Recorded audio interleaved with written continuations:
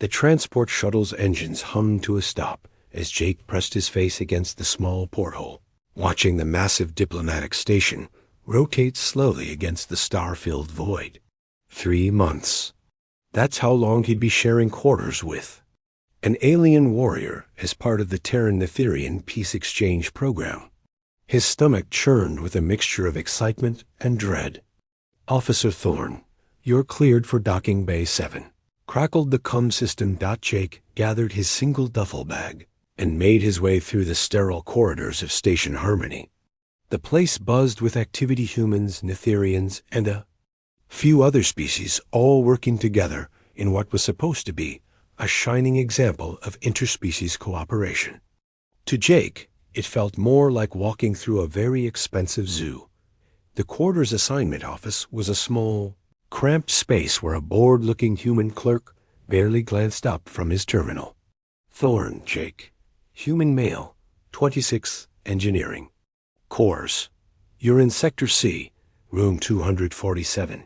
Your bunkmate is already settled in." The clerk slid him a keycard. "Try not to cause any diplomatic incidents." Jake's footsteps echoed in the curved corridor as he searched for his new home. The door to 247 slid open with a soft hiss, revealing a spartanly furnished room with 2 narrow beds, a shared desk, and a tiny refresher unit. What caught his attention immediately, however, was the figure standing with her back to him. She was tall, at least 6.5 feet, with pale blue-white skin that seemed to shimmer under the artificial lighting. Her silver hair was pulled back in intricate braids, and even in casual station clothing, she carried herself with the rigid posture of a soldier. When she turned around, Jake felt his breath catch. Her eyes were the color of winter ice, sharp and assessing. High cheekbones and angular features gave her an otherworldly beauty that was both striking and intimidating. She looked him up and down with the same expression he might use to evaluate a piece of equipment. "You are Jake Thorne," she said, her accent crisp and melodic. It wasn't a question.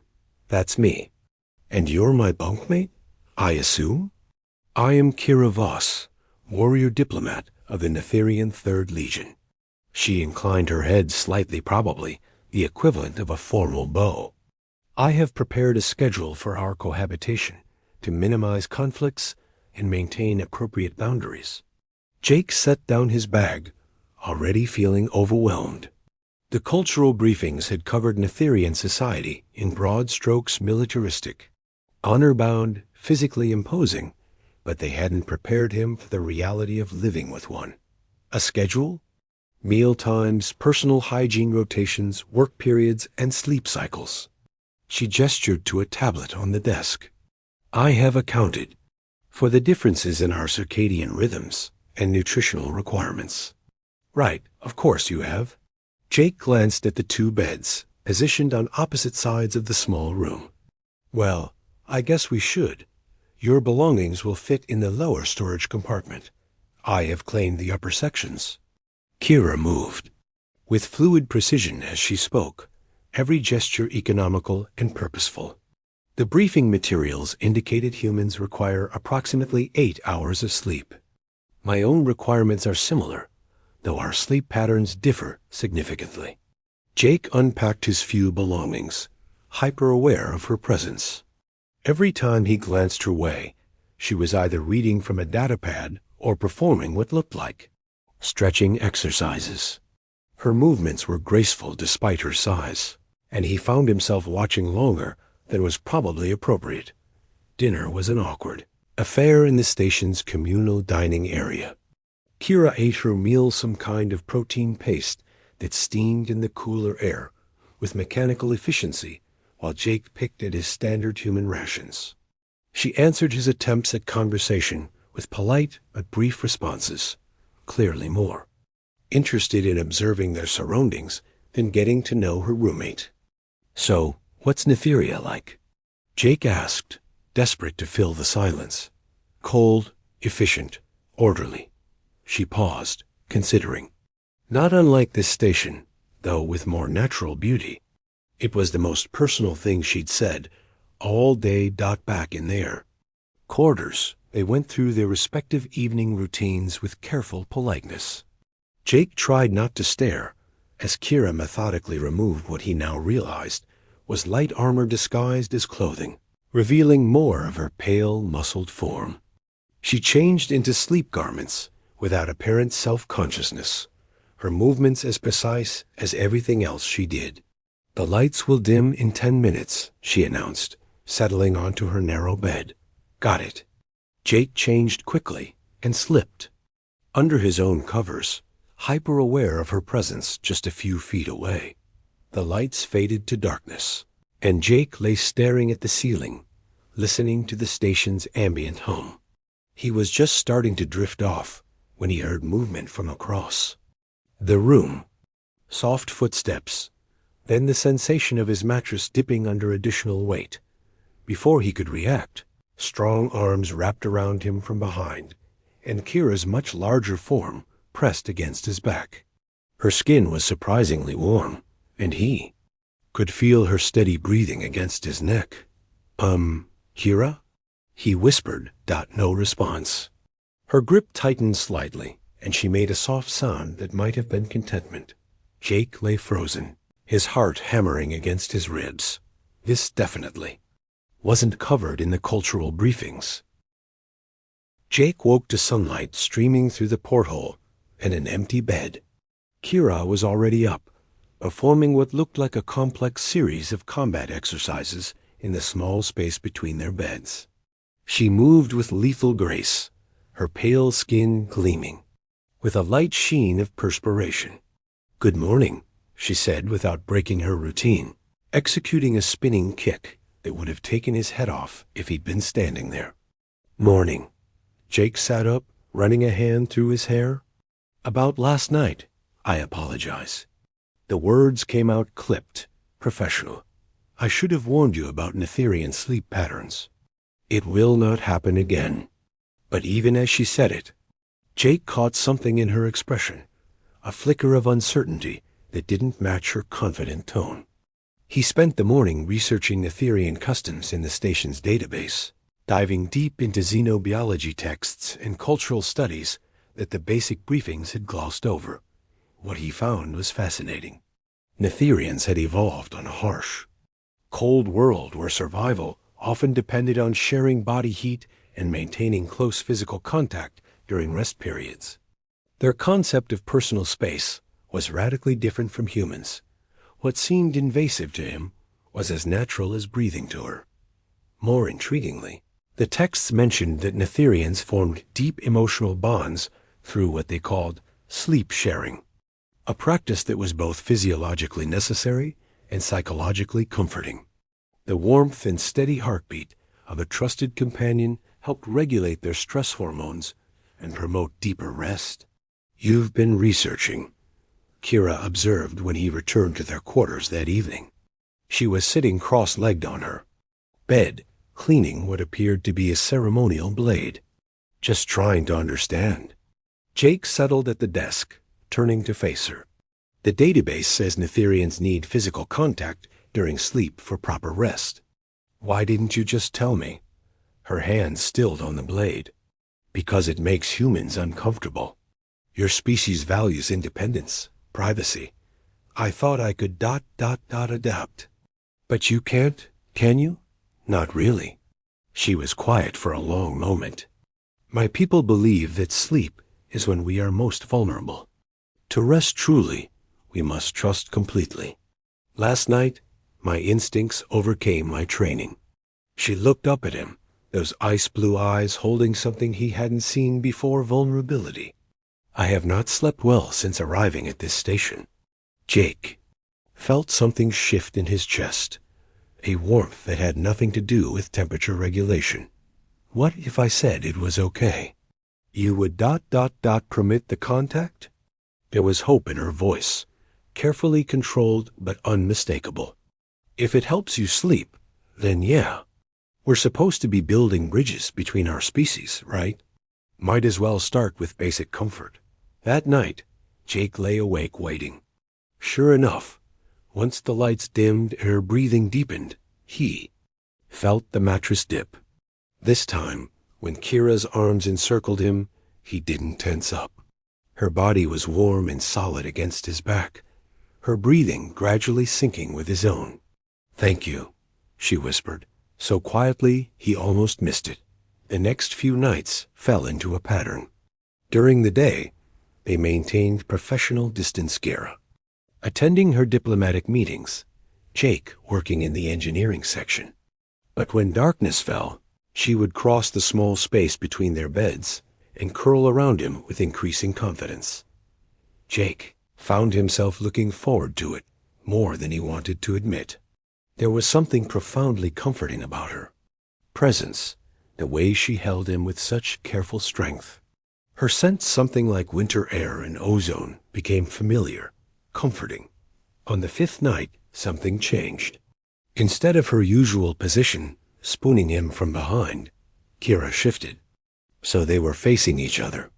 In the dim emergency lighting, her features were softer, less intimidating.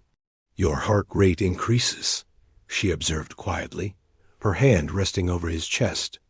"Does it bother you?" "No." Her thumb traced a small circle over his shirt. "Among my people, an elevated heart rate during sleep sharing indicates emotional investment." Jake swallowed hard. "And what does that mean, exactly?" "It means the bond is becoming more than physical comfort." Her eyes searched his face. "Is this acceptable to you, Jake Thorne?" He reached up, his fingers brushing along her jaw. Her skin was impossibly soft, despite her warrior's lifestyle. More than acceptable. She leaned into his touch, her eyes fluttering closed. "My people have a saying, the heart that beats in rhythm with yours is the heart that will defend you against any storm. Is that what's happening here? Our hearts beating in rhythm?" Instead of answering with words, she took his hand and placed it over her chest, her own covering it. Through the thin fabric of her sleep shirt, he could feel the strong, steady beat of her heart. Without conscious thought, he began to match his breathing to hers, feeling their pulses synchronize. "Yes," she whispered, and for the first time since he'd met her, Kira smiled, not the polite diplomatic expression she wore during the day, but something genuine and warm. "I believe it is." They lay like that for a long time, faces inches apart, sharing breath and warmth, and something deeper than either had expected to find. Jake traced the elegant line of her cheekbone with his thumb, marveling at how different she looked when her guard was down. "Kira? Tomorrow. Would you like to have breakfast together? Not just as roommates, but—" He trailed off, suddenly, uncertain. As individuals choosing to share more than sleeping space, she completed his thought with that same small smile. "Yes, Jake, I would like that very much." As sleep finally claimed them, still facing each other, still touching, Jake realized that what had started as a diplomatic assignment was becoming something entirely different. Something that made his heart beat faster and his dreams filled. With ice blue eyes and silver hair, something that felt suspiciously like the beginning of love. Their breakfast together marked a turning point. Sitting across from each other in the station's observation deck cafe, watching the stars wheel slowly past the viewport, they really talked for the first time. Kira told him about her home world's crystal forests and aurora-painted skies. Jake shared stories of Earth's oceans and the way sunlight looked filtered through autumn leaves. "Your world sounds very warm," Kira said, cradling her steaming mug between her hands. "And yours sounds beautiful. All that ice and crystal. It must be like living inside a jewel." Something flickered across her expression. "Beauty can be cold, Jake. My people value strength above all else. There is little room for softer emotions." "Is that why you volunteered for this program? To get away from all that coldness?" She was quiet for a long moment, staring out at the stars. "Perhaps. Or perhaps I wanted to discover if there were other ways to be strong." Their eyes met across the table, and Jake felt that now familiar flutter in his chest. During the day, surrounded by other diplomats and station personnel, it was easy to pretend this was just professional courtesy. But here, in the intimate lighting of the cafe, he couldn't deny what was growing between them. The change in their dynamic became obvious to others. During a joint diplomatic function that evening, Jake found himself standing closer to Kira than protocol strictly required. When she laughed at something the Centauri ambassador said, a genuine laugh, not her polite diplomatic version, he felt proud that he'd learned to recognize the difference. "Your human seems quite taken with you," observed Commander Vex, a senior Netheran diplomat, during a brief moment when Jake had stepped away. Kira's expression remained neutral, but Jake caught the slight stiffening of her shoulders. "Officer Thorne is a dedicated participant in the exchange program." "Indeed." Vex's tone suggested he wasn't fooled by her deflection. "Be careful, young warrior. Emotional attachments can compromise judgment, and humans are fragile creatures." Jake returned with fresh drinks, noting the tension in Kira's posture. "Everything all right?" "Of course." But her smile was strained, and she spent the rest of the evening maintaining careful distance from him. Back in their quarters, the awkwardness persisted. Kira went through her evening routine with mechanical precision, not meeting his eyes. When the lights dimmed, she remained on her own bed. Jake lay in the darkness, staring at the ceiling. After nearly 2 weeks of shared sleep, the absence of her warmth felt wrong, like missing a limb. He could hear her restless movements across the room. Apparently, she was having as much trouble sleeping as he was. "Kira, you should rest, Jake. Tomorrow brings new challenges. So should you. But you're not sleeping either." He sat up, able to make out her silhouette in the dim emergency lighting. "What did Vex say to you?" A long pause. "That emotional attachments compromise judgment." "And do you believe that?" She sat up as well, her silver hair catching what little light there was. "I don't know. What I feel when I'm with you, it's not something my training prepared me for. Among my people, such tenderness is seen as weakness." Jake stood, crossing the small space between their beds. "May I?" She nodded, and he sat on the edge of her mattress. Even in the darkness, he could see the conflict in her expression, want warring with duty, instinct fighting against training. "On Earth," he said softly, "we believe that caring for someone makes you stronger, not weaker. That love is something worth fighting for, not something to fight against." "Love?" The word came out like she was testing its weight. "I know it's vast, and I know this situation is complicated, but—" He reached for her hand, relieved when she didn't pull away. "What I feel for you isn't just physical comfort or diplomatic cooperation. It's deeper than that." She was quiet for so long, he began to wonder if he'd overstepped. Then she shifted closer, her free hand coming up to cup his face. "Among my people," she said quietly, "we have a word, Thymal. It means the fierce joy of finding someone whose soul calls to yours across the void between stars." Her thumb traced along his cheekbone. "I thought it was just poetry until I met you." "Thymal," he repeated, loving how the word felt on his tongue. "Is that what this is?" Instead of answering, she leaned forward and kissed him. It was soft at first, tentative, but when he responded by pulling her closer, she deepened it with a hunger that stole his breath. Her lips were warm and soft, tasting faintly of the sweet tea she favored Dot when they broke apart. Both breathing hard, she rested, her forehead against his.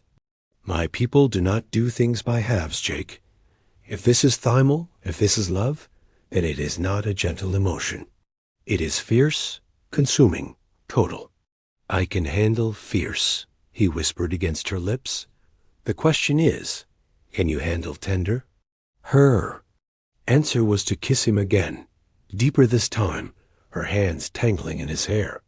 They fell back onto her narrow bed together, a tangle of limbs and whispered endearments in 2 languages. Jake mapped the planes and angles of her face with his fingertips, marveling at how her stern features softened under his touch. "When she," gasped softly as his lips found the sensitive spot just below her ear. He felt like he'd conquered worlds. "Jake," she breathed, her voice rough with want, "I have never—" "With humans, the physiology is different. We'll figure it out together," he promised, pressing gentle kisses along her jaw. "We have all night." And they did figure it out, with patience and laughter and whispered guidance. Her skin was like silk under his hands, warm and responsive. She was stronger than him, but infinitely gentle, as if afraid he might break under. Her touch, when she arched beneath him, crying out his name in her musical accent, Jake thought he might die from the sheer beauty of it. And later, when she held him against her chest, both of them breathing hard and trembling, he knew there was no going back. "Thymel," she whispered into his hair. "Thymel," he agreed, and meant it with every fiber of his being. The next morning brought complications. Word of their growing relationship had somehow reached the station's command structure, and Jake found himself called into a meeting with Captain Morrison, the human diplomatic liaison. "Officer Thorne, I need to ask you about your relationship with the Netherian delegate." Morrison was a stern woman in her 50s, with the kind of expression that suggested she'd seen every possible diplomatic disaster. "Sir, I'm not sure what you mean." "Don't play coy with me, Jake. The whole station is talking about how cozy you 2 have gotten. Are you romantically involved with Caravos?" Jake felt heat rise in his cheeks. "Our relationship is developing beyond the professional." "Yes, sir." Morrison sighed, rubbing her temples. "Do you have any idea how delicate these negotiations are? The Netherians are traditionalists. They don't approve of their warriors forming emotional attachments with other species. If this blows up, it could set back human-Netherian relations by decades. With respect, Captain, my personal life becomes diplomatic business the moment you're assigned to a peace mission." Morrison cut him off. "I'm not forbidding you from seeing her, but I need you to be aware of the stakes. And more importantly, I need you to make sure she's aware of them too." Jake left the meeting with a knot in his stomach. When he returned to their quarters, he found Kira sitting on her bed, staring at a datapad with an expression he'd never seen before. Something between rage and despair. "Bad news?" he asked, settling beside her. "Communication from home." She set the pad aside with carefully controlled movements. "The Netherian High Command has concerns about my conduct during this assignment." "What kind of concerns?" "The kind that could end my military career." Her voice was steady, but he could see the tension in the set of her shoulders. "They've heard reports of my inappropriate emotional entanglement with a human. I'm being recalled for disciplinary review." Jake felt the bottom drop out of his world. "When?" 3 days. She finally looked at him, and he saw tears gathering in those ice-blue eyes, the first time he'd ever seen her cry. "I'm sorry, Jake. I should have been more careful, more discreet. I've ruined everything." "Hey, no." He pulled her into his arms, feeling her resistance crumble as she buried her face against his shoulder. "You haven't ruined anything. We'll figure this out." "How?" Her voice was muffled against his shirt. "My entire life has been built around my service to Netheria. Without my military rank, I am nothing. I have no family, no other skills, no place in society. You have me." She pulled back to look at him, hope and doubt warring in her expression. "Jake, you don't understand. My people, your people, are wrong." The words came out harder than he'd intended, fueled by anger at seeing her so broken. "If they can't see how incredible you are, how dedicated and honorable and brave, then that's their loss. You would say that even knowing it might mean I can never return home? Especially knowing that. He cupped her face in his hands, thumbs brushing away the tears on her cheeks. Kira, I love you. Not your rank, not your diplomatic status, you. The woman who holds me while I sleep, who laughs at my terrible jokes, who makes me feel like I could take on the entire galaxy if you were fighting beside me. Her breath hitched. You would truly choose me over duty? I already have. He kissed her forehead, gentle and reverent. The question is, what do you choose? She was quiet for a long moment, and Jake held his breath, afraid of her answer. Then she straightened, and he saw some of her warrior's composure return. I choose Thymel, she said firmly. I choose love over duty, warmth over coldness, you, over everything my people have taught me to value. She kissed him then, fierce and desperate and full of promise. But Jake, if I do this, if I refuse their recall, there's no going back. I'll be exiled, stripped of rank, declared dead too. My people. Then we'll make a new life, together. It won't be easy. Humans and Netherians have never what?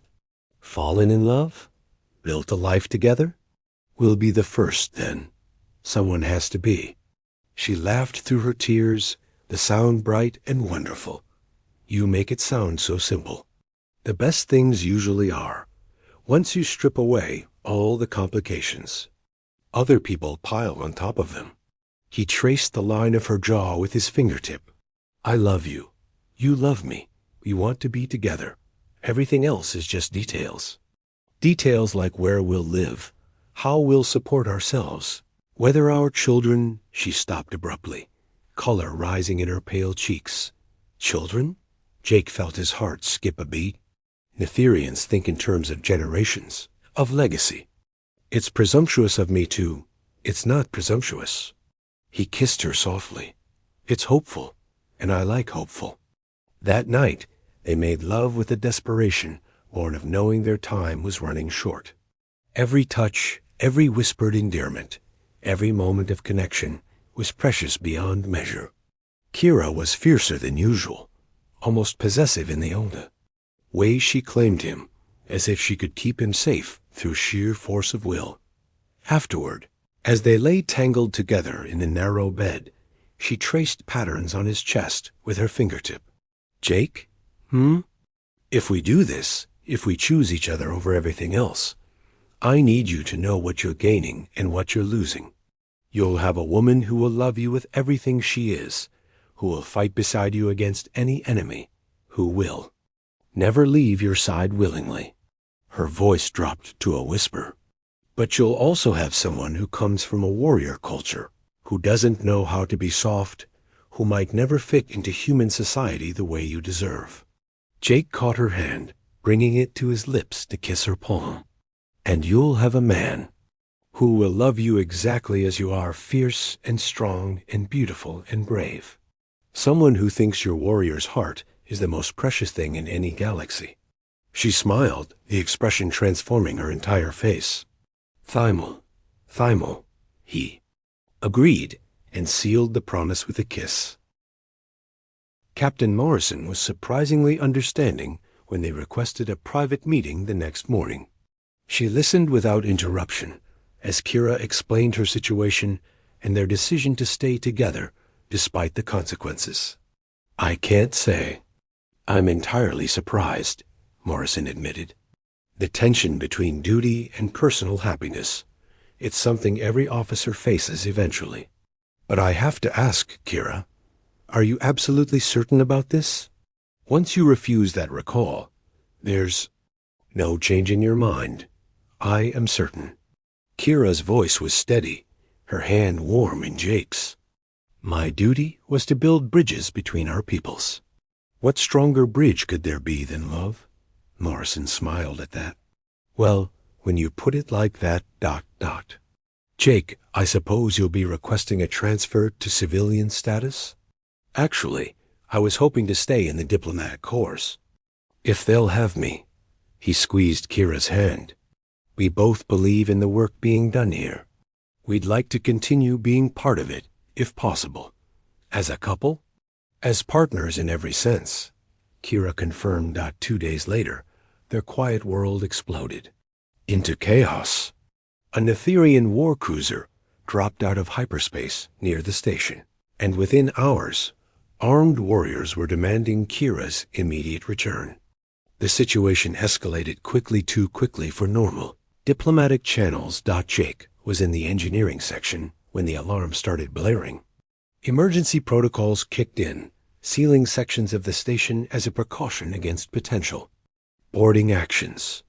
He tried to reach their quarters, but found himself trapped 3 levels away, watching security feeds as Netheran warriors in full battle armor marched through the corridors. On the main screen, he could see the diplomatic conference room where tense negotiations were taking place. Kira sat at the table, still and composed, despite being surrounded by her former comrades. Even from a distance, Jake could see the rigid set of her shoulders, the way she held herself like a warrior preparing for battle. The discussion, if it could be called that, was heated. The Netheran commander, a massive male with ceremonial scars covering his arms, gestured angrily while speaking in rapid Netheran. Jake couldn't understand the words, but the tone was clear. Condemnation, disgust, disappointment. Kira responded in the same language, her voice carrying clearly through the com system. Whatever she said made the commander's expression darken further. Then the station shuddered. Warning lights flashed as the Netheran cruiser locked weapons onto critical systems. Captain Morrison's voice echoed through the corridors. All hands to emergency stations. Prepare for possible evacuation. Jake's blood ran cold. They were going to take her by force. He was still trying to figure out how to reach the diplomatic level when the emergency seals disengaged. Jake ran through the corridors, his heart pounding. Arriving at the conference room just as the doors opened, Kira emerged first, flanked by 2 Netheran warriors. Her face was a mask of composure, but Jake could see the pain in her eyes. Behind them came Commander Morrison and several other human diplomats, their expressions grim. Jake. Kira's voice was steady, but he heard the goodbye in it. No. He stepped forward, ignoring the weapons the Netheran guards immediately trained on. Him. You don't get to take her. She's made her choice. The scarred commander spoke in accented English. The warrior Voss has forgotten her duty. She will return to face judgment. She hasn't forgotten anything. She's evolved beyond it. Jake moved closer to Kira, his eyes never leaving hers. You taught me about Thymal, about souls calling to each other across the void. Did you mean it? With everything I am? She whispered. Then trust it. Trust us. He held out his hand. Whatever comes next, we face it together. For a moment, Jake thought she would take the offered protection of her people's ship, return to face whatever punishment awaited her. The guards were already reaching for her arms. Then Kira smiled, that rare, genuine expression that transformed her entire face, and stepped toward Jake instead of away from him. I am Kira Voss, she announced in a voice that carried through the corridor, and I choose love over duty, hope over tradition, and this human over the approval of those who would cage my heart. The scarred commander's expression shifted to something that might have been respect, even as he shook his head. In disapproval. Then you are dead to us, Kira Voss. Dead to Netheria, dead to your clan, dead to all who once called you sister. Then I will build a new life among those who call me beloved, she replied, taking Jake's hand. The standoff lasted another tense hour, but eventually the Netheran cruiser departed without its wayward warrior. Jake and Kira stood at the observation deck window, watching the ship disappear into hyperspace. Any regrets? Jake asked softly. Only that it took me so long to understand what true strength looks like. She leaned against him, solid and warm and real. On Netheria, we have a word for warriors who died gloriously in battle. Myths, the honored dead. But I think I prefer being among the living who love. The program ends in 6 weeks. Jake pointed out. What do we do then? Captain Morrison offered us both positions on the new colony ship, the one that's going to establish the first joint human Netherian settlement. Kira's eyes were bright with possibility. It seems they need engineers and cultural liaisons who understand both species intimately. A new world, Jake mused. No predetermined expectations, no ancient prejudices. A place where a human and a Netherian can love each other without it being a diplomatic incident, she agreed. That night, their last on the station, they lay in their narrow bed and talked about the future. About the house they'd build on the new colony, with windows large enough to let in plenty of light and rooms big enough for Kira's height. About the children they might have someday, and what they'd teach them about love transcending differences. No, more separate beds, Jake murmured against her neck. Never again, Kira agreed, her arms tightening around him. From now on, we sleep together, wake up together, face everything together. Thymal? Thymal, she confirmed, and in that word was a promise that echoed across the stars. A love strong enough to bridge not just the space between worlds, but the distance between two very different hearts that had somehow learned to beat as one. Outside their window, the stars wheeled on in their ancient dance, and somewhere among them waited a new world, where love was not a diplomatic complication, but simply the most natural thing in the universe.